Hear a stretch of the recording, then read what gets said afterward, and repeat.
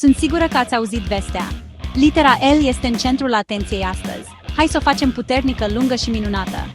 Litera L scoate un sunet ușor, lichid. L, spuneți cu mine L. Acum încercați L la începutul unui cuvânt.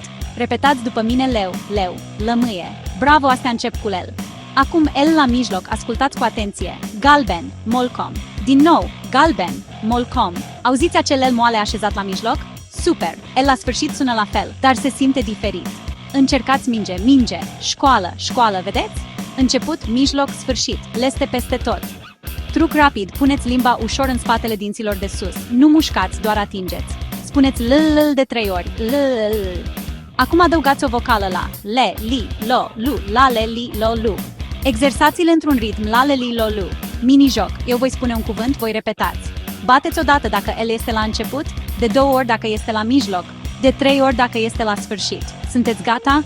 Lampă, galben, minge, super, încheiere. Continuați să exersați cu 5 cuvinte noi în fiecare zi. L este simplu, distractiv și acum este al vostru. Spuneți tare, lel, lel.